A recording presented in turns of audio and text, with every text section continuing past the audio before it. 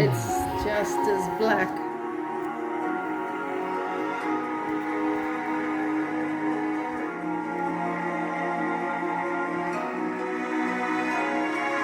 Oh, we're drawing fresh.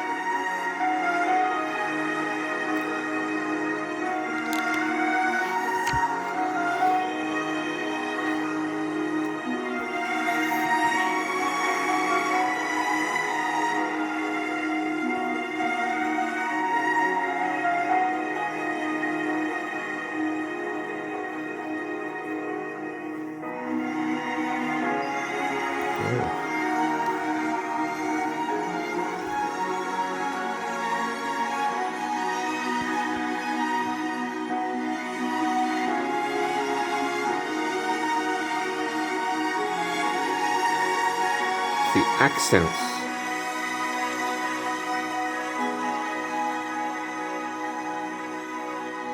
You can, the things you can grip with your hands, like the way you climb a rock and you get your hand into the crevice of the rock, and then you stand back and then you draw that crevice as part of that rock face, and how that felt. Or the physicality of gripping onto it through your whole body, and how can you explain or describe that in marks?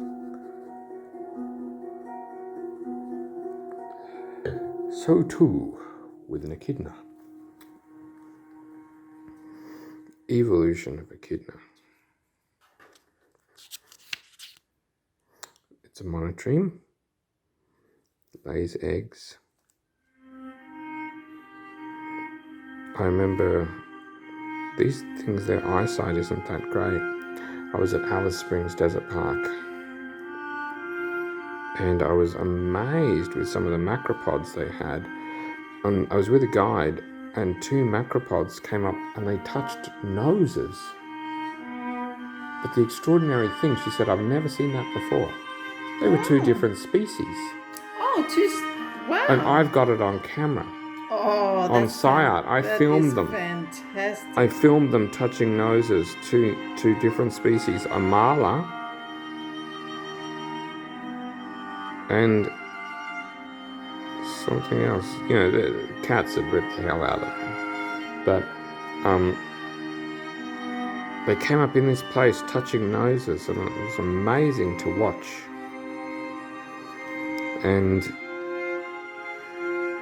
And then there was this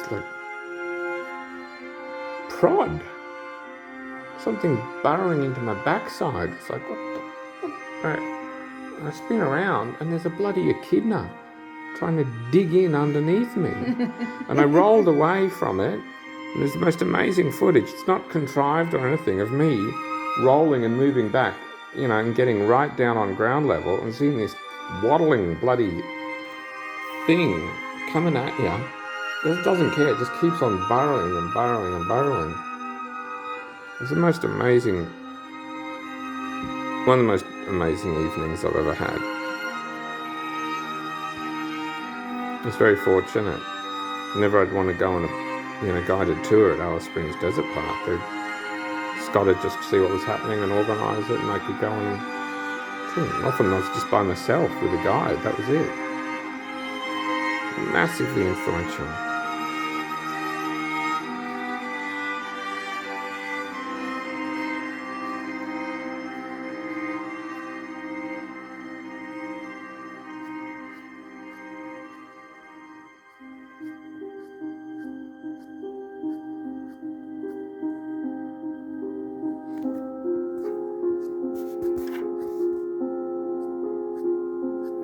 It's on Alice Springs Desert Park residency, by the way. Nocturnal tour, if you're interested in seeing the footage.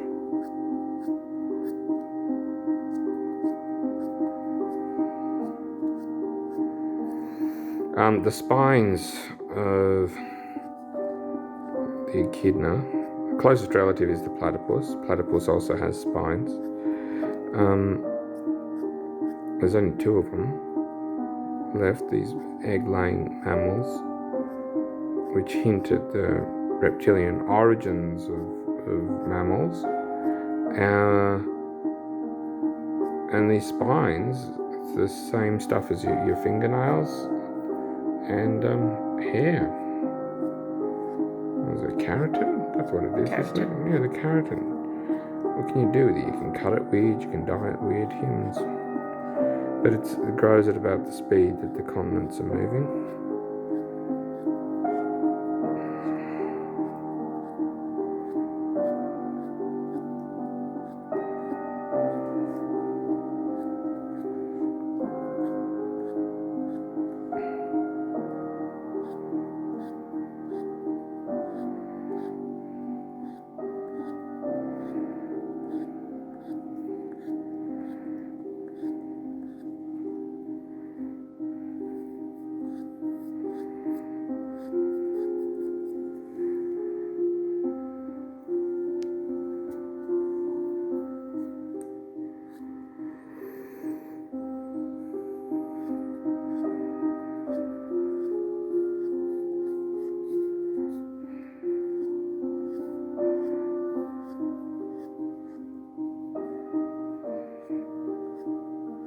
There is a pattern to it, isn't it? So you watch this.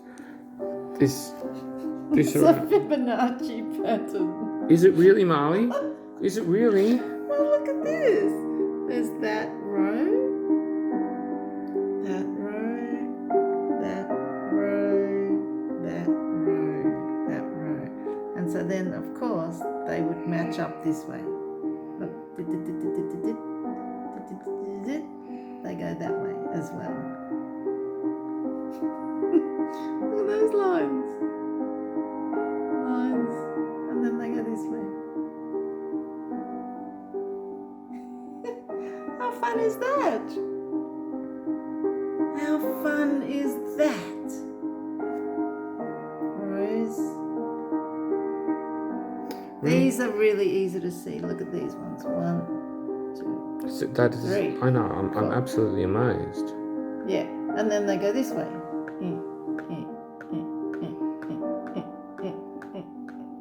That one, that one, that one, that one, that one. 2 directions. I remember you saying to me the other night, you know, we're all made of stardust. Yes. And I said to As you, Mr. Sagan yeah, is famous for. that's right. And I said, you know, prior to, you know, it was about 300 and something million years after the Big Bang. That's when the first stars came on. So prior to that, there's this whole bracket of time where there was no stardust, so it couldn't be made of it, of course. But this Fibonacci stuff would have been there. The potentiality of the Fibonacci. Yeah, what is it that everything seems to have it? Yeah, I suspect it predates the stars. Ooh. Them fighting words. What you just say, girl? What you say? Them fighting words. Fighting words? They predate the stars. The potentiality. You're gonna be answering those emails. Not me. Oh, there's no part of it. Saying the potentiality of Fibonacci Yeah, predates because we're just saying the stars. stuff, aren't we? Nah, we're just meaning stuff. Oh, we're just saying stuff because we've got no idea. So, yeah, that's true. So these ones come all the way along, Marley. How do we Look at those how do we lines. capture the Long Fibonacci? lines. What if I just Jesus, Marley? Well, those pale areas are rounded at the 2 extreme edges. The only reason why you know that they're sharp spines is the very outer edge. It's the very outer edge. You can see the sharp spines there. In amongst that, you don't see that. That's just a blurry, long cylinder. Yeah, it just resonates out from this point down here. All right, I'll just move that so I can see what's going on. Okay, we're ready. Ready. Okay. This is a new material we're using. This is a Cretacolor. I see. Creature colour, which I bought. I had to buy a whole container of it. I only wanted one stick, but it ended up being a whole container of it. And it didn't suit my charcoal work because it was too greasy. You know how I make the charcoal dust on the sandpaper? This wouldn't make any dust because it was too greasy. So I couldn't use it, but it's perfect for this because what we realised was that amazing, what they call carbon pencils, they carry a lot of blackness in them, and it's probably because it's very dense with a wax or an oil-based material. And our new favourite medium is this very waxy, greasy sort of black material on drafting film. It's a brand new discovery which I absolutely adore.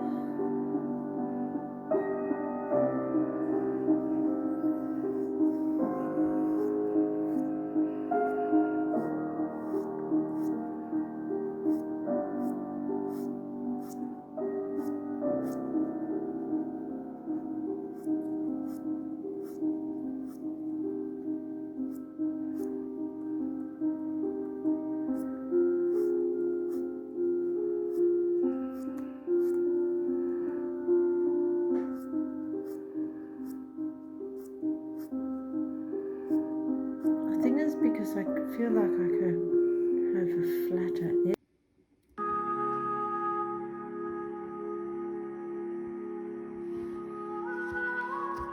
And look, it's the same here. They're finer Yeah. than these Yeah. ones on the back. Well, But before, when we were saying how we're going to do those dark areas, it was really hard, wasn't it? And we avoided it. And I think it looks fantastic with the lines. yep. But it was only when I was creeping in with the dark areas around here that I thought, oh, there's that crisscross that I know so well. Wow. I actually like it because it's so concentrated here. I don't think we need we don't need... No. Space is good, Marley. The space is good. Leave, because this is enough with this concentration. I think that's enough as well. I think that's beautiful, those trailing bits and that little bit there. And I kept thinking that it was going to be difficult to do our very abstract approach because it's already hard to recognise. Yeah. Yeah, it was the concentration of how we shaped the spines that was the key to bringing it together. And we've done a very, very good job of that. Yeah, I really like it a lot. Me too. It's one of our more realistic pieces. And I think it really needed it. So it's got enough shape in it for me to be happy with just that. Me too. I'm thrilled. I'm thrilled as well.